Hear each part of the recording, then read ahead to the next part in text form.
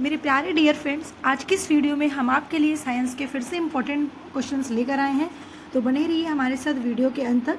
Welcome back my YouTube channel सफलता education अड्डा में। तो दोस्तों, आज की इस क्लास को देखना बिल्कुल मत भूलिएगा। आई होप कि सभी लोग तैयारी बहुत ही जोरों से कर रहे होंगे। एग्जाम आपके सर पर है और तैयारी भी आपके सर पर है ना। चलिए देखते हैं क्वेश्चन आपका क्या है। बिल्कुल भी स्किप नहीं करना, एक एक क्वेश्चन को आपको सभी क्वेश्चन को देखना है। नंबर 1, प्रकाश में कौन सा घटक जो पीनियल ग्रंथि द्वारा निर्मित मेलाटोनिन का दमन कारण बनता है, मेलाटोनिन के दमन का कारण बनता है। तो आपको बताना है ऑप्शन आपका बी नीला कलर, ठीक है, जो पीनियल ग्रंथि द्वारा उत्पादित मेलाटोनिन के दमन का कारण बनता है। मेलाटोनिन जो होता है वो स्लीप वेक, ठीक है, स्लीप वेक साइकिल को नियंत्रित करता है। जो रक्त में मेलाटोनिन का प्राकृतिक स्तर जो होता है वो रात में क्या हो जाता है, काफ़ी अधिक हो जाता है। नंबर 2, इम्यूनोलॉजी के जनक किसे कहा जाता है। देखिए, इम्यूनोलॉजी की अगर हम बात करते हैं तो आपको बताना है एडवर्ड जेनर जो इम्यूनोलॉजी के जनक हैं। तो आपका राइट आंसर ऑप्शन क्या हो जाएगा, बी हो जाएगा। क्वेश्चन नंबर 3, निम्नलिखित में से किसने सबसे पहले पाचन की प्रक्रिया की खोज की है। पाचन की प्रक्रिया की खोज निम्नलिखित में से सबसे पहले किसने की है। तो आपको बताना है क्या, ऑप्शन बी यानी कि विलियम ब्लूमोंट, ठीक है, विलियम ब्लूमोंट ने पाचन की प्रक्रिया की खोज की है। तो आपका राइट आंसर ऑप्शन बी हो जाएगा। क्वेश्चन नंबर 4, नेक्स्ट क्वेश्चन, निम्नलिखित में से कौन सा समूह पादप जगत का सबसे बड़ा समूह है। देखिए, पादप जगत की अगर हम बात करते हैं तो पादप जगत में टोटल 5 समूह होते हैं। थैलोफाइटा, ब्रायोफाइटा, टेडोफाइटा, जिम्नोस्पर्म और एंजियोस्पर्म, ठीक है। तो ये टोटल 5 जगत होते हैं, थैलोफाइटा, ब्रायोफाइटा और टेडोफाइटा। ये तीनों इंग्लिश और हिंदी दोनों वर्ड सेम है। जिम्नोस्पर्म, एंजियोस्पर्म एक अनावृत्त बीजी होता है, एक आवृत्त बीजी होता है, ठीक है। अच्छा, देखिए अगर हम बात करते हैं तो 5 समूह जो हैं पादप जगत के, उसमें से सबसे बड़ा जगत कौन सा है। तो आपको बताना है थैलोफाइटा सबसे बड़ा समूह होता है, ठीक है। तो राइट आंसर आपका जो हो जाएगा वो ऑप्शन ए हो जाएगा। नेक्स्ट क्वेश्चन पे आते हैं, निम्नलिखित में से किसने कोशिका भित्ति की खोज की थी। देखिए, कोशिका भित्ति की खोज किसने की थी आपको बताना है। तो आपका राइट आंसर क्या हो जाएगा, ऑप्शन ए रॉबर्ट हुक ने सेल की तो खोज की थी, ठीक है। रॉबर्ट हुक ने किसकी खोज की थी, सेल की खोज की थी, लेकिन कोशिका भित्ति की भी खोज की थी, यानी कि सेल वॉल। इंग्लिश में क्या बोलते हैं, कोशिका भित्ति को सेल वॉल कहते हैं। तो सेल वॉल की भी खोज इन्होंने की थी। अब देखिए, सेल की बात करें तो रॉबर्ट हुक ने की थी। सबसे लार्जेस्ट सेल्स का नाम क्या है। अगर पूछा जाए पूरे यूनिवर्स में सबसे लार्जेस्ट सेल्स कौन सा है, तो आपको बताना ऑस्ट्रिच, ठीक है। ऑस्ट्रिच एग होता है, यानी कि शुतुरमुर्गी के अंडे। शुतुरमुर्गी के अंडे में सबसे बड़ा सेल पाया जाता है पूरे यूनिवर्स में। लेकिन अगर पूरे बॉडी में पूछा जाए तो आपको क्या बताना है, पूरे बॉडी में सबसे बड़ी कोशिका का क्या नाम होता है, न्यूरॉन कोशिका होता है, ठीक है। सबसे छोटी कोशिका कौन सी होती है, तो आरबीसी या फिर ग्रैनुअल सेल्स बता सकते हैं, लेकिन एनसीईआरटी में आरबीसी ही दिया है, इसलिए आरबीसी ही याद रखिए, ठीक है। आरबीसी जो होती है वो सबसे छोटी, न्यूरॉन जो होती है सबसे बड़ी, लेकिन इन ह्यूमन बॉडी, ओके। अच्छा, अगर पूछा जाए गैमेट सेल्स में सबसे बड़ी कोशिका का क्या नाम है, तब आप लोग बताओगे क्या, ओवम सेल, ठीक है। ओवम सबसे बड़ी गैमेट सेल्स होती है, यानी प्रजनन कोशिका होती है, याद रखिएगा। अब अगर हम यहाँ पे बात करते हैं बावेरी कौन थे, तीनों ने तारक काय यानी कि सेंट्रोसोम की खोज की थी। किसकी खोज की थी, तारक काय यानी कि सेंट्रोसोम की खोज की थी, ठीक है। कि किसने, टी बावेरी ने, याद रखिएगा। नेक्स्ट पे आते हैं, नेक्स्ट क्या है आपका, गन्ने में किस प्रकार की शर्करा पाई जाती है। देखिए, गन्ने का रस कैसा होता है, मीठा होता है, उसमें किस प्रकार की शर्करा पाई जाती है, इस प्रकार की शर्करा पाई जाती है। तो आपको बता देना है क्या, ऑप्शन ए सुक्रोज, वही मीठा होता है, ठीक है। ग्लूकोज भी मीठा होता है, लेकिन ग्लूकोज नहीं पाया जाता गन्ने में, ठीक है, सुक्रोज पाया जाता है। तो राइट आंसर आपका ऑप्शन ए हो जाएगा। नेक्स्ट क्वेश्चन है, निम्नलिखित में से कौन सा टूटने के बाद अधिकतम ऊर्जा देता है? देखिए, जब आप लोग खाना खाते हैं तो आपके शरीर में कुछ पोषक पदार्थ जाते हैं, जैसे कि कार्बोहाइड्रेट, प्रोटीन, वसा, है ना। तो ये जो जाते हैं उनमें से सबसे ज़्यादा अधिकतम ऊर्जा किससे मिलती है? तो आपको बताना है कार्बोहाइड्रेट से या वसा से। क्या होगा? राइट आंसर आपका वसा, यानी कि फैट। देखिए, सबसे ज़्यादा एनर्जी प्रोवाइड करने वाले पोषक तत्व कौन से हैं? तो आपको बताना है वसा है। ठीक है। अच्छा, वसा जो होता है वो वसी अम्ल में टूटता है और उसी से आपको सबसे ज़्यादा एनर्जी मिलती है। लेकिन सबसे ज़्यादा हम फैटी चीज़ खा तो नहीं सकते क्योंकि हमारे लिए नुकसान भी है। ठीक है, तो आपको सबसे, आप लिमिटेड भी फैट को खाते हैं तो आप एनर्जेटिक होगी, क्योंकि एनर्जी आपको उतनी ही आपके लिए बहुत है, लेकिन उतना ज़्यादा आपको प्रोटीन से और कार्बोहाइड्रेट से नहीं मिलता है वसा की तुलना में। ठीक है, याद रखिएगा। आगे बढ़ते हैं नेक्स्ट क्वेश्चन पे। निम्नलिखित में से किस पादप समूह को अपना जीवन चक्र पूरा करने के लिए भूमि और जल दोनों की आवश्यकता होती है?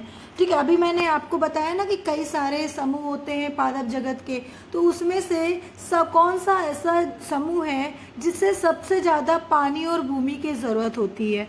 तो आपको बताना है क्या? ऑप्शन डी, यानी कि ब्रायोफाइटा।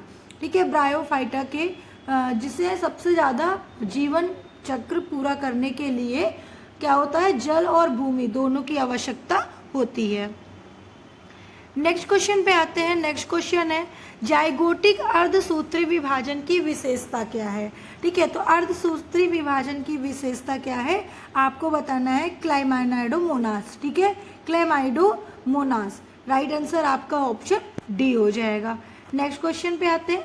सकिंग माउथ और टीयरिंग टंग में मौजूद होता है। ठीक है, तो कौन से किस में मौजूद होता है? आपको बताना है लैम्प्रेयस में।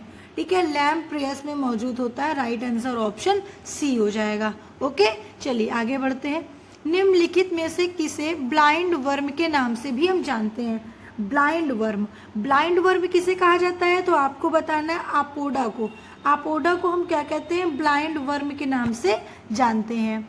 नेक्स्ट क्वेश्चन है आपका, निम्नलिखित में से किस पादप, जो ये आपका रिपीटेड क्वेश्चन है, ठीक है, कोई बात नहीं, इसका राइट आंसर तो आपको पता है कि ब्रायोफाइटा होगा। नेक्स्ट क्वेश्चन है आपका, रॉबर्ट हुक ने कोशिकाओं की खोज उन्हें देखकर की थी। किसे देखकर की थी? मतलब कि उन्होंने क्या देखा था ऐसा जिससे उन्हें याद आया कि भाई इसमें कुछ है, चलो खोज करते हैं। तो आपको बताना है क्या? Right answer option B. देखिए, रॉबर्ट जो हुक थे वो करके के टुकड़े में कोशिका की खोज की थी। तो पतली कर के टुकड़े में उन्होंने कोशिका को देखा और उसकी खोज की। याद रखिएगा, ठीक है। और सबसे पहले इन्होंने नाम सेला रखा, सेल नहीं रखा। ठीक है, चलिए आगे बढ़ते हैं हम लोग। इटाई रोग के कारण होने वाली विषाक्तता के कारण होता है, यानी कि किसकी कमी के कारण इटाई रोग होता है? आपको बताना है कैडमियम। कैडमियम के कारण आपको इटाई रोग होता है।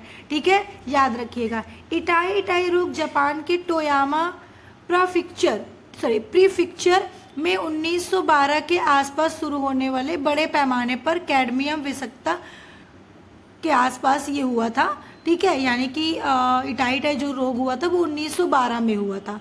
ठीक है, याद रखिएगा, ये पॉइंट याद रखना। यहाँ से हालांकि क्वेश्चन बहुत ज़्यादा नहीं पूछा था, लेकिन फिर भी आपको बता दिया जाता है। और ये सबसे पहले अगर इटाई रोग होता है तो आपके गुर्दे को खराब करता है। ठीक है, किडनी को खराब करता है।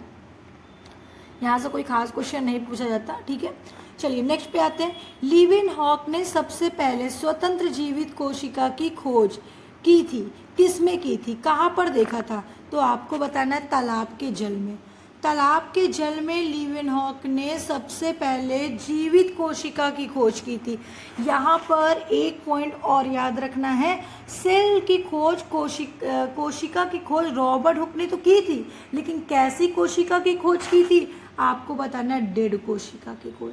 कैसी कोशिका की खोज की थी? डेड कोशिका की खोज की थी, मृत कोशिका की खोज की थी, जीवित कोशिका की खोज नहीं की थी। ये बात आपको याद रखना है। क्वेश्चन घुमा के भी पूछ सकता है कि मृत कोशिका की खोज किसने की थी, तो रॉबर्ट हुक। लेकिन जीवित कोशिका की खोज किसने की थी, तो आपको बताना है लीवेनहॉक ने। ठीक है, तो याद रखिएगा, तो लीवेनहॉक ने स्वतः जीवित कोशिका की खोज तालाब के जल में की थी। याद रखेंगे आप लोग यहाँ पर। चलिए आगे बढ़ते हैं। निम्नलिखित में से कौन सी सबसे बड़ी ज्ञात कोशिका है। देखिए, इनमें से सबसे बड़ी ज्ञात कोशिका मैंने अभी आपको बताया, शुतुरमुर्ग के अंडे। शुतुरमुर्ग के अंडे में सबसे बड़ी कोशिका होती है पूरे यूनिवर्स में, और सबसे छोटी पूरे यूनिवर्स में माइकोप्लाज्मा होती है। गलत लिखा है, माइकोप्लाज्मा। ठीक है, जिसको हम लोग PPLO के नाम से भी जानते हैं, पॉलीप्यूरोलॉइक ऑर्गेनिज्म। ठीक है, आगे बढ़ते हैं। हरित लवक में किसकी मात्रा सबसे अधिक पाई जाती है।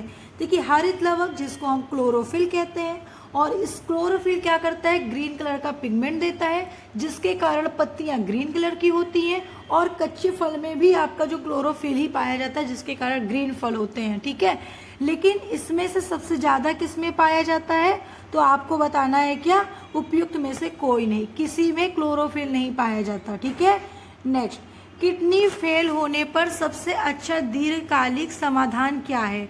अगर आपकी किडनी फेल हो जाती है तो किडनी प्रत्यारोपण करेंगे, डायलिसिस करेंगे, या दोनों, या फिर ओनली बी, ये आपको बताना है। ये आपको बताना है, मैं आपके लिए प्रश्न छोड़ रही हूँ, वो इसलिए छोड़ रही हूँ क्योंकि आमतौर पर आप सभी लोगों ने सुना होगा किसी का किडनी फेल हो गया है, डायलिसिस करा रहा है, किडनी ट्रांसप्लांट करा रहा है, तो ये है क्या, ये सब तो आपको पता होना चाहिए, बहुत सुना होगा किसी न किसी के मुंह से आप लोग। तो इसका आंसर क्या होगा, आप सभी लोग मुझे कमेंट करके बताइएगा। ठीक है, जल्दी से कमेंट करिए, इसका राइट आंसर क्या होगा। धड़कन के लिए आवश्यकता अनुमानित समय क्या है। देखिए, जो एक धड़कन होती है उसका जो अनुमानित सेकंड होता है वो 0.8 सेकंड होता है। कितना बताएंगे, 0.8 सेकंड। ठीक है, तो रक्त में थक्का रोधी पदार्थ कौन सा होता है। देखिए, थक्का रोधी यानी कि ब्लड क्लॉटिंग। ठीक है, ब्लड क्लॉटिंग पदार्थ कौन सा होता है, आपको बताना है कि थ्रोम्बिन। ठीक है, थ्रोम्बिन जो होता है वो ब्लड क्लॉटिंग में हेल्प करता है। अगर आपसे पूछा जाए कि ऐसे पदार्थ कौन से हैं, ऐसे तत्व कौन से हैं जो ब्लड क्लॉटिंग में हेल्प करता है, तो आपको बताना है पोटेशियम, इसका एटॉमिक नंबर 19 होता है, और पोटेशियम यानी कि K। ठीक है, तो ये आपके रक्त रोधी या फिर थक्का रोधी या तो ब्लड क्लॉटिंग में हेल्प करता है। अगर हम बात करते हैं ग्लोबिन, तो ग्लोबिन क्या है, ग्लोबिन एक प्रोटीन है। ठीक है, कैसी प्रोटीन है, जो हमें रेड कलर का पिगमेंट देती है, जैसे कि हीमोग्लोबिन। ठीक है, आपके ब्लड में जो प्रोटीन होती है वो कौन सी प्रोटीन होती है, वो हीमोग्लोबिन होती है, जिसके कारण हमारा RBC रेड दिखता है। ठीक है, हिपैरिन, हिपैरिन क्या होता है, आपके बॉडी में हिपैरिन की कमी बिल्कुल नहीं होनी चाहिए। अगर आपके बॉडी में हिपैरिन की कमी हो गई तो भी आपको ब्लड क्लॉटिंग में आपको प्रॉब्लम होगी। ठीक है, और अगर आपके बॉडी में हिपैरिन की जब कमी हो जाती है तो डॉक्टर हमें हिपैरिन इंजेक्शन लगाता है, जो कहाँ से मिलता है, लीच से, लीच के लार्वा में। ठीक है, लीच के लार्वा में हम लार्वा से निकालते हैं हिपैरिन। ठीक है, और उसी इंजेक्शन के रूप में हमें दिया जाता है। आगे बढ़ते हैं, नेक्स्ट क्वेश्चन, शरीर में हीमोग्लोबिन का क्या कार्य है। देखिए, शरीर में हीमोग्लोबिन की अभी बात मैंने किया था, तो शरीर में जो हीमोग्लोबिन होता है उसका कार्य क्या होता है, ऑक्सीजन का परिवहन करना। ठीक है, ऑक्सीजन का परिवहन करना और हीमोग्लोबिन का कार्य होता है। नेक्स्ट क्वेश्चन पे आते हैं। नेक्स्ट क्वेश्चन है, कोशिकीय श्वसन कोशिकाओं के अंदर कितने चक्रों में पूरा होता है। देखिए, कोशिकीय श्वसन में जो कोशिकाओं का श्वसन कोशिकाओं के अंदर कितने चक्रों में पूरा होता है, आपको बताना 2 चक्र होते हैं। ठीक है, कोशिकीय श्वसन कोशिकाओं के अंदर कितने चक्र में पूरा करते हैं, 2 चक्र में पूरा करते हैं। तो आपका राइट आंसर ऑप्शन ए हो जाएगा। नेक्स्ट क्वेश्चन है, फेफड़ों में कितने लीटर गैस धारण करने की अधिकतम क्षमता होती है। देखिए, फेफड़ों में कितने लीटर गैस धारण करने की अधिकतम क्षमता, अगर आपको बताना है तो आप क्या बताएंगे, ऑप्शन सी यानी कि 5 लीटर। ठीक है, जितना आपके बॉडी में ब्लड की ज़रूरत होती है उतने ही फेफड़े में गैस धारण करने की क्षमता होती है। तो आपको बताना है कि 5 लीटर। आपके शरीर में जो ब्लड होता है वो कितना होता है, 5 से 6 लीटर होता है। ठीक है, ये मेल के लिए है, लेकिन अगर बात करते हैं फीमेल के लिए तो 4 से 5 लीटर। ठीक है, चलिए आगे बढ़ते हैं नेक्स्ट क्वेश्चन पे। क्रेब्स चक्र की क्रिया किसके अंदर संपन्न होती है। देखिए, क्रेब्स चक्र कहाँ पे होता है, माइटोकॉन्ड्रिया में। माइटोकॉन्ड्रिया क्या है, माइटोकॉन्ड्रिया एक प्रकार का कोशिकांग होता है जो कोशिका द्रव्य के अंदर पाया जाता है। कहाँ पे? कोशिका के कोशिका द्रव के अंदर, ठीक है, याद रखिएगा। अगर हम बात करते हैं माइटोकॉन्ड्रिया की, तो सबसे पहला क्वेश्चन माइटोकॉन्ड्रिया से बनता है कि माइटोकॉन्ड्रिया को और किस नाम से जानते हैं।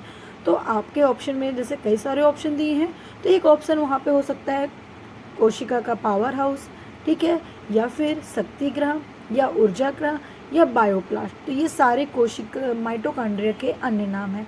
अब क्वेश्चन पूछ सकता है कि कोशिका का पावर हाउस किस कोशिकांग को कहते हैं?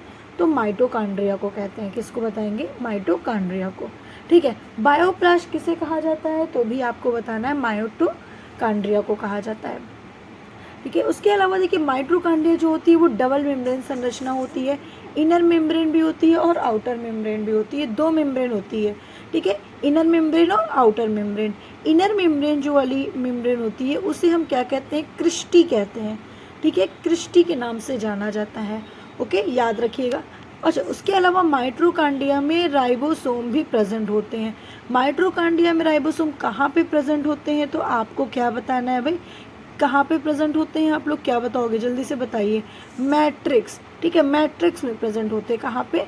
मैट्रिक्स के अंदर आपके राइबोसोम प्रेजेंट होते हैं, ठीक है। राइबोसोम क्या होता है? राइबोसोम भी कोशिकांग होता है, जो सबसे छोटा कोशिकांग माना जाता है।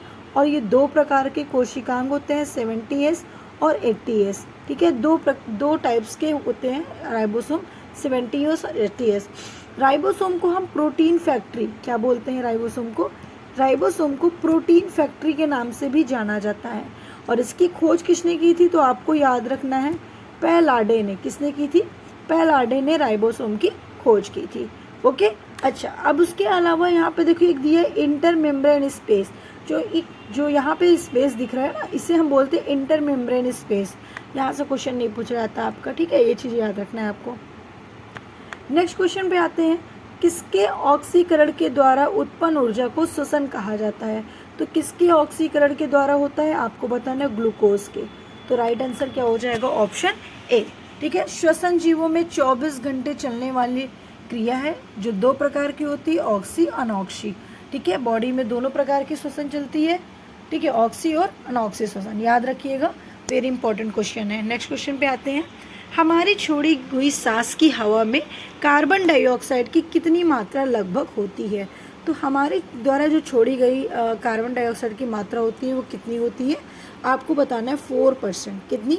4%। तो आपका राइट आंसर क्या हो जाएगा? Option C. आपने अभी तक चैनल को सब्सक्राइब नहीं किया तो सबसे पहले आपको चैनल को सब्सक्राइब करना है। बहुत सारे स्टूडेंट कमेंट कर रहे हैं बार बार कि मैम PDF कहाँ से मिलेगी। तो मेरे प्यारे स्टूडेंट, आपको जो PDF प्रोवाइड किया जाएगा वो टेलीग्राम से मिल जाएगा। टेलीग्राम हमारा ज्वाइन कर लीजिए, वहाँ पे PDF daily free of cost upload किया जाता है, ठीक है, उसे आप बिल्कुल देख सकते हैं। PDF से भी आप रिविज़न कर सकते हैं, पढ़ सकते हैं, तो आपको वहाँ से मिल जाएगा, तो आप बिल्कुल वहाँ से ले सकते हैं। टेलीग्राम ज्वाइन कर लीजिए। व्हाट्सएप चैनल भी है, उससे भी आप ज्वाइन कर सकते हैं, वहाँ पर भी आपको बहुत सारी चीज़ें मिलेगी, लेकिन PDF आपको टेलीग्राम से मिलेगा, इसलिए टेलीग्राम चैनल जरूर ज्वाइन करिए। नेक्स्ट क्वेश्चन पे आते हैं, किस समय पर श्वसन दर सबसे कम होती है? किस समय होती है? तो आपको बताना है जब आप सोते हैं, ठीक है, जब आप सोते हैं तो सबसे कम श्वसन दर होती है। तो राइट आंसर आपका ऑप्शन बी हो जाएगा। आप लोग मुझे बता दीजिए कमेंट करके कितने स्टूडेंट ऐसे हैं जो इस वीडियो को NTPC के लिए देख रहे हैं। कितने स्टूडेंट ऐसे हैं जो NTPC का एग्ज़ाम देना है और इस वीडियो को इसीलिए देख रहे हैं। तो अगर आप देख रहे हैं तो मुझे कमेंट करके एक बार ज़रूर बताइएगा कि आपका एग्ज़ाम कब है और कितने स्टूडेंट ऐसे हैं जिनका एग्ज़ाम आज हो चुका है, ठीक है। अगर आपका एग्ज़ाम हो चुका है तो मुझे कमेंट करके ज़रूर बताइएगा। नेक्स्ट क्वेश्चन पे आते हैं, कैसा गया एग्ज़ाम? ये सारी बातें आपको बतानी है, इस चीज़ को ध्यान रखिएगा, इग्नोर नहीं करिएगा। आपको कमेंट करके बताना है कि आपका एग्ज़ाम डेट कब है और कितने स्टूडेंट ऐसे हैं जिनका एग्ज़ाम आज तक कैसा गया है। चलिए आगे बढ़ते हैं नेक्स्ट क्वेश्चन पे। नेक्स्ट क्वेश्चन आपका क्या है? शैक में सोरेडियम, सिफेलोडियम और इसीडियम साधन है, किसका साधन है? आपको बताना है कि अलैंगिक प्रजनन का, ठीक है। अलैंगिक प्रजनन होते हैं सोरेडियम, सिफेलोडियम और इसीडियम, ये सब में क्या होता है? अलैंगिक प्रजनन होता है। नेक्स्ट क्वेश्चन पे आते हैं, रोडियर मॉस है। रोडियर मॉस क्या है? तो देखिए रोडियर मॉस की अगर हम बात करते हैं तो ये एक प्रकार का लाइकेन है। तो राइट आंसर क्या हो जाएगा आपका? Option B. ऑप्शन बी बिल्कुल करेक्ट आंसर है। नेक्स्ट क्वेश्चन पे आते हैं, अगर किस सवाल से प्राप्त होता है? देखिए अगर की अगर हम बात करते हैं तो ये आपको जिलेडियम से प्राप्त होता है। तो राइट आंसर आपका हो जाएगा ऑप्शन, सॉरी मैंने गलत बता दिया आपको, ठीक है, आपको आंसर हो जाएगा ऑप्शन सी, यानी कि जिलेडियम और प्रेसिलेरिया, ठीक है, दोनों से प्राप्त होता है। जिलेडियम से भी प्राप्त होता है और प्रेसिलेरिया से भी प्राप्त होता है। कभी कभी क्वेश्चन ऐसा दे देता है कि अगर किस सवाल से प्राप्त होता है, जैसे कि मैंने आपको देखा, मैंने तुरंत बता दिया ऑप्शन राइट है जिलेडियम, क्योंकि जिलेडियम से तो प्राप्त होता है, सेकंड ऑप्शन पढ़ने की ज़रूरत ही नहीं हुई, ठीक है। तो ऐसी गलती आप भी मत करिएगा, आपको ऑप्शन पहले चारों देखना है, उसके अकॉर्डिंग ही आंसर दीजिएगा। देखिए इसीलिए ऐसे आपसे डायरेक्ट पूछा है, अगर चाहता तो ये नॉर्मली ऑप्शन ए यहाँ पे कर देता, ठीक है, आपका राइट आंसर हो जाता, लेकिन फिर भी देखिए यहाँ पे 2 ऑप्शन दे दिया, ठीक है। तो आपका राइट आंसर क्या हो जाएगा? ऑप्शन सी। नेक्स्ट क्वेश्चन पे आते हैं। लाइकेन में श्वसन में मदद करने वाली संरचना है। देखिए लाइकेन में श्वसन में मदद करने वाली संरचना कौन सी है? आपको बताना है सोरेडियम, ठीक है, सोरेडियम जो लाइकेन में श्वसन करने में मदद करती है। तो आपका ऑप्शन बी बिल्कुल करेक्ट आंसर है। नेक्स्ट क्वेश्चन है, डॉग लाइकेन किसका सामान्य नाम है? देखिए डॉग लाइकेन की अगर हम बात करें तो डॉग लाइकेन हम किसे कहते हैं? पेल्टीजेरा को, ठीक है, पेल्टीजेरा लाइकेन को हम डॉग लाइकेन के नाम से भी जानते हैं। तो आपका राइट आंसर ऑप्शन बी हो जाएगा। चलिए आते हैं नेक्स्ट क्वेश्चन पे। नेक्स्ट क्वेश्चन आपका क्या है? क्वेश्चन नंबर 36 नंबर आपका क्वेश्चन है, ऐसे जीव जो एक कवक और शैवाल की सहजीवता में रहते हैं उस हमें क्या कहते हैं? तो उसे आप लोग क्या कहते हो? शेक यानी कि लाइकेन कहा जाता है। नॉर्मल सा क्वेश्चन है, कवक और शैवाल की सहजीवता को हम लाइकेन कहते हैं, इसे हम सैक के नाम से भी जानते हैं। माइकोप्लाज्मा यहाँ पे आप देख पा रहे हैं। माइकोप्लाज्मा क्या है? देखिए माइकोप्लाज्मा की बात करें तो इसे आप लोग PPLO के नाम से भी जानते हैं, जिसे पॉलीप्यूरे लाइक ऑर्गेनिज्म कहा जाता है। माइकोप्लाज्मा पूरे यूनिवर्स का सबसे स्मॉलेस्ट सेल होता है। आपसे पूछा जाए कि सबसे स्मॉलेस्ट सेल्स कौन से होते हैं, आपको बताना है क्या? माइकोप्लाज्मा, बट पूरे यूनिवर्स में, ठीक है, याद रखिएगा, वेरी इंपॉर्टेंट है आपका। नेक्स्ट है, लाइकेन शब्द का प्रयोग सर्वप्रथम किस वैज्ञानिक द्वारा किया गया था? देखिए लाइकेन शब्द का प्रयोग की अगर हम बात करते हैं तो इसका राइट आंसर है ऑप्शन सी, यानी थियोफ्रिस्टस, जिन्होंने बॉटनी की भी खोज की थी, फादर ऑफ बॉटनी, ठीक है। फादर ऑफ बॉटनी कौन है आपको बताना है? थियोफ्रिस्टस है, और साथ में इन्होंने लाइकेन को भी शब्द दिया था। नेक्स्ट क्वेश्चन पे आते हैं। नेक्स्ट है, सैक के 2 प्रमुख घटक कौन से हैं? अब देखिए क्वेश्चन नॉर्मल ही है आपका, लेकिन थोड़ा सा हमें भटकाने के लिए अलग तरीके से क्वेश्चन पूछ लिया। अभी मैंने आपको बताया था कि कवक और शैवाल के सहजीवता के संबंध को हम क्या कहते हैं? लाइकेन कहते हैं।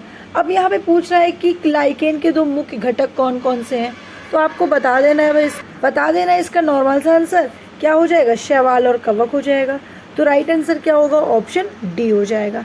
अगर हम यहाँ पर शैवाल और कवक की बात करें तो देखिए कवक और शैवाल की सहजीवता को क्या कहते हो आप? लाइकेन कहते हो। लाइकेन का अध्ययन को क्या कहते हो? लाइकेन के अध्ययन को कहा जाता है लाइकेनोलॉजी। क्या कहेंगे आप लोग? लाइकेनोलॉजी कहेंगे, ठीक है। वहीं पर अगर हम बात करते हैं शैवाल की, शैवाल को इंग्लिश में क्या कहा जाता है? आप कहोगे एल्गी कहा जाता है। क्या कहा जाता है? एल्गी। इसके अध्ययन को क्या कहते हैं? तो आप कहोगे फाइकोलॉजी कहा जाता है। क्या बताएंगे? फाइकोलॉजी के नाम से जाना जाता है। वहीं पर यहाँ पे आता है कवक। कवक की बात की जाए, इसको हम इंग्लिश में क्या कहते हैं? फंगस कहते हैं। इसके अध्ययन को क्या कहा जाता है? तो आपको बताना है माइकोलॉजी कहा जाता है। क्या बोलना है? माइकोलॉजी। इसकी खोज किसने की थी? तो आपको बताना है माइकेली ने की थी। किसने की थी? माइकेली ने की थी। आपसे पूछा जाए कि जो कवक होता है उसकी कोशिका भित्ति किसकी बनी होती है? आपको बता देना है काइटिन की बनी होती है। किसकी बनी होती है? काइटिन की बनी होती है। डाउट क्लियर हो गया इतने तक का? अब आगे बढ़ते हैं। यहाँ पर दिया एक जीवाणु और एक विषाणु। जीवाणु की बात करें तो आपको बताना है बैक्टीरियोलॉजी। क्या बताएंगे? बैक्टीरियोलॉजी में हम इसका अध्ययन करते हैं। इसकी खोज किसने की थी? तो आपको बताना है एंटोनी वॉन लीवेनहॉक ने। क्या बताएंगे? एंटोनी वॉन लीवेनहॉक ने की थी। एंटोनी वॉन जो लीवेनहॉक थे, इन्होंने क्या किया था भाई? स्पर्म की भी खोज की थी, स्पर्म सेल की भी खोज की थी। उसके अलावा उन्होंने प्रोटोजोआ, ठीक है, प्रोटोजोआ की भी खोज की थी। किसकी की थी? एक मिनट। उन्होंने प्रोटोजोआ, ठीक है, याद रखिएगा, प्रोटोजोआ की भी खोज की थी। उसके अलावा इन्होंने एक सेल की और भी खोज की थी। कौन सी सेल्स थी? तो मैंने आपको क्या क्या बताया, मैंने आपको बताया भाई स्पर्म सेल की खोज की, ठीक है, स्पर्म सेल की खोज की, प्रोटोजोआ की खोज की, और किस चीज़ की खोज की थी? तो आप लोग बताएंगे क्या? जीवाणु, बैक्टीरिया की खोज की थी, ठीक है, बैक्टीरिया की खोज की थी, 3 चीज़ों की खोज की थी, ठीक है। आगे बढ़े, अब हम आगे बढ़े उससे पहले आपको याद रखना है विषाणु। विषाणु की यहीं पे बात की जाए तो विषाणु के अध्ययन को हम क्या कहते हैं? वायरोलॉजी। क्या कहते हैं? वायरोलॉजी। इसकी खोज किसने की थी? इवानोवस्की ने की थी। किसने? इवानोवस्की ने की थी भाई, याद कर लो इसको। किसने की थी? इवानोवस्की ने की थी। इवानोवस्की ने सबसे पहले किस वायरस की खोज? इवानोवस्की जो थे उन्होंने सबसे पहले कौन से वायरस की खोज की थी? तो नाम बता देना है। नाम क्या है? TMV। क्या कहते हैं इसको? Tobacco mosaic virus. तंबाकू की पत्ती पर सबसे पहले इन्होंने खोज किया था, टोबैको मोज़ेक वायरस की खोज की थी। इतनी चीज़ें आपको याद रखनी है। यहाँ से इतने सारे क्वेश्चन बन गए, ठीक है। अब आते हैं नेक्स्ट पे। नेक्स्ट क्वेश्चन आपका क्या है? नेक्स्ट है आपका जीनस वॉलवॉक्स निम्न में से किस वर्ग में आता है? किस वर्ग में आता है क्या जीनस वॉलवॉक्स? तो आपको बताना है क्या? क्लोरोफाइसी में। राइट आंसर क्या हो जाएगा भाई? ऑप्शन ए बिल्कुल करेक्ट आंसर हो जाएगा। नेक्स्ट एंड लास्ट क्वेश्चन, दूध से दही किसके द्वारा बनता है? मेरे प्यारे स्टूडेंट, दूध से दही बनने की प्रक्रिया को हम क्या कहते हैं? या फिर आपसे यहाँ पर नॉर्मल पूछा गया है कि दूध से दही किसके द्वारा बनता है, तो ऑप्शन के अकॉर्डिंग तो ये कहा जा सकता है कि कौन सी बैक्टीरिया के कारण होता है। तो आपको बताना है कि उपयुक्त में से कोई नहीं। क्यों क्यों क्यों क्यों? एसिटोबैक्टर एसिडी हो ही नहीं सकता, बैसिलस हो ही नहीं सकते, जैंथोमिनास हो ही नहीं सकते, तो है क्या? लैक्टोबैसिलस है। कौन सा बैसिलस? लैक्टोबैसिलस। याद रखिएगा, कौन सा बैसिलस? लैक्टोबैसिलस। तो आपका राइट आंसर क्या हो जाएगा? ये हो जाएगा, ठीक है, इनमें से कोई नहीं है। ओके, चलिए आगे बढ़ते हैं हम लोग। आइए कुछ रिवीजन क्वेश्चन पे आते हैं। रिवीजन क्वेश्चन आपके सामने है, आपको एक बार देख लेना है। ये सारे क्वेश्चंस मैं पहले भी बता चुकी हूँ आप लोगों को, फिर से रिवाइज करा रही हूँ जिससे कि आपको रिमाइंड रहे। क्वेश्चन नंबर फर्स्ट, मानव शरीर में कुल कितनी हड्डियाँ हैं? मानव शरीर में बेटा 206 हड्डियाँ होती हैं, 300 बच्चों में होती हैं। मानव शरीर में पसलियाँ कितनी होती हैं? 12 जोड़ी होती हैं। नवजात शिशुओं में 300 होती है। मनुष्य की खोपड़ी में कितनी हड्डियाँ होती हैं? खोपड़ी की जब बात आती है, खोपड़ी की जब बात आए तो याद कर लेना कि 8 हड्डी होती है हमारे खोपड़ी में, ठीक है। अच्छा, उसके अलावा मानव शरीर की सबसे छोटी हड्डी जिसे आप क्या कहते हो? स्टेपिस। सबसे बड़ी हड्डी को क्या कहते हो? फीमर। कहाँ पे होती है? जांघ में। स्टेपिस कहाँ पे होती है? आपको बताना, ईयर में होती है। टीबिया नामक हड्डी कहाँ पाई जाती है? आपके टांग यानी कि लेग में आपके पाई जाती है। मांसपेशी को हड्डी से जोड़ने वाले ऊतक को हम क्या कहते हैं? मेरे प्यारे स्टूडेंट, से टेंडन कहा जाता है। टेंडन क्या है? ऊतक है जो मांसपेशी और हड्डी को जोड़ने का काम करता है। नेक्स्ट क्वेश्चन है, बाल में पाया जाने वाला प्रोटीन। बाल में पाए जाने वाले प्रोटीन को हम क्या कहते हैं? आपको बताना है, केरोटीन कहा जाता है। नाखूनों में पाए जाने वाले प्रोटीन, नाखूनों में पाए जाने वाले प्रोटीन को भी केरोटीन कहते हैं। शरीर की सबसे बड़ी हड्डी फीमर होती है। कौन सी हड्डी? Femur, femur, femur. Next question है आपका, वर्टेब्रा। वर्टेब्रा किसका भाग है? अरे मेरे प्यारे स्टूडेंट, कितना कंफ्यूजन वर्ड दे दिया है, ठीक है। वर्टेब्रा याद कर लो कि ये रीढ़ की हड्डी से संबंधित है, ठीक है, रीढ़ की हड्डी से है। उसके अलावा हड्डियों के अध्ययन को क्या कहते हैं? तो आपको बताना है, ओस्टियोलॉजी कहते हैं। हड्डियों की बीमारी के अध्ययन को हम क्या कहते हैं? आपको बताना है, आर्थोपेडिक कहते हैं। अगर हड्डियों की बात की जाए तो ओस्टियोलॉजी, अगर आपकी बीमारी हड्डी से संबंधित बीमारी की बात की जाए तो ऑर्थोपेडिक। हड्डियों की कोशिका के प्रकार कौन कौन से होते हैं? 3 प्रकार की, 4 प्रकार की कोशिका होती है। ओस्टियोजेनिक, ओस्टियोसाइट, ओस्टियोब्लास्ट, ओस्टियोक्लास्ट, ठीक है। इतनी प्रकार की सेल्स पाए जाते हैं आपके बोन्स में, याद रख लीजिएगा, इसको भूलना नहीं क्योंकि बहुत ही इंपॉर्टेंट मैं आपको बता रही हूँ। नेक्स्ट है, कोशिका जो हड्डी की मरम्मत करती है, ठीक है, उस कोशिका का नाम बताइए जो हड्डी की मरम्मत करती है, रिपेयर करती है, उसे हम ओस्टियोक्लास्ट कहते हैं। रक्त कोशिका का निर्माण कहाँ पे होता है? रेड बोन मैरो यानी कि लाल अस्थि मज्जा में होता है। लाल अस्थि मज्जा का रंग होने के क्या कारण हो सकता है? आपको बताना है इरिथ्रोसाइट्स यानी क्या? आरबीसी, जिसके कारण लाल अस्थि मज्जा, यहाँ पे पूछा गया कि लाल अस्थि मज्जा का रंग लाल होने का कारण, तो भाई क्या होता है? उसमें आरबीसी होती है, इसलिए वो लाल होता है। अच्छी कंकाल यानी कि एक्सियल स्केलेटन में कुल कितनी हड्डियां होती हैं? देखिए याद रखिएगा कि एक्सियल स्केलेटन में जितनी हड्डियां मैंने यहाँ पे बताई 80, तो जितने पार्ट्स होते हैं वो पूरा काउंट करके 80 होते हैं, और बाकी की जितने 126 हड्डी बचती हैं वो किस में होती हैं? जल्दी से कमेंट करिए, वो किस में होती है? ठीक है, आपको बताना है, ये चीज़ देख लीजिएगा। मैं आपको बार बार बता रही हूँ, स्केलेटन सिस्टम का चैप्टर आप लोग बहुत ही अच्छे से पढ़े होंगे। ऐसा नहीं है कि आप बिना पढ़े डायरेक्ट यहाँ पे आ गए हैं, और अगर आप डायरेक्ट आकर आ गए हैं तो एक बार ज़रूर पढ़िएगा स्केलेटन सिस्टम। ठीक है, बहुत ही इंपॉर्टेंट क्वेश्चन है, वहाँ से आपके 2 से, देखिए आपको मैं बता दूं, स्केलेटन सिस्टम से 2 से 3 नंबर के क्वेश्चन पूछे जाते हैं, इसलिए मैं कह रही हूँ सबसे 1 से 2 पूछे जाते हैं, लेकिन इस टॉपिक से यानी कि स्केलेटन सिस्टम से, ठीक है, 2 से 3 नंबर के क्वेश्चंस आते हैं, इसलिए आपको याद रखना है। ठीक है, मैंने बताया कि अच्छी कंकाल में हड्डियां कुल संख्या कितनी होती है? 80 होती है। लास्ट क्वेश्चन मैं आपके लिए है और आप सभी को कमेंट करना है ये लिख कर कि लास्ट क्वेश्चन का आंसर ये है। कितने स्टूडेंट हमारे कमेंट करते हैं, हमें एक बार ज़रूर कमेंट करिएगा। सीरम रक्त में भिन्न होता है क्योंकि इसमें किसकी कमी होती है? एंटीबॉडी, क्लॉटिंग कारक, एल्ब्यूमिन या फिर ग्लोब्यूलिन? ठीक है, किसकी कमी होती है? कमेंट करके हमें ज़रूर बताइएगा। तो आज की क्लास को हम यहीं पे समाप्त करते हैं, जो आप सभी के लिए काफ़ी इंपॉर्टेंट क्लासेस थी। तो नेक्स्ट क्लास में हम आपके लिए फिर से एक सीरीज़ लेकर आएंगे जो आप सभी को देखना है और बहुत ही ध्यान से देखना है।